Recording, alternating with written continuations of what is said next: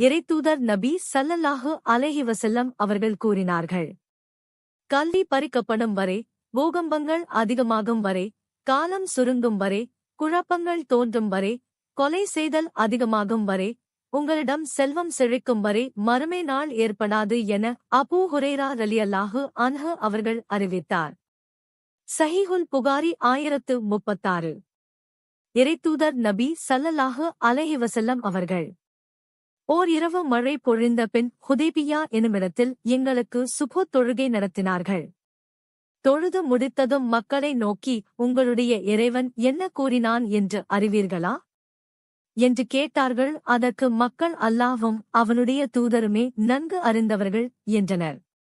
அதற்கு நபி ஸல்லல்லாஹு அலைஹி வஸல்லம் அவர்கள், என்னுடைய அடியார்களில் என்னை நம்பியவர்களும் என்னை நிராகரிப்பவர்களும் இருக்கின்றனர். அல்லாஹ்வின் அருளால் அவனுடைய கருணையால் எங்களுக்கு மழை பொழிந்தது என்று கூறுகிறவரே என்னை நம்பியவர், நட்சத்திரங்களை நிராகரித்தவர்.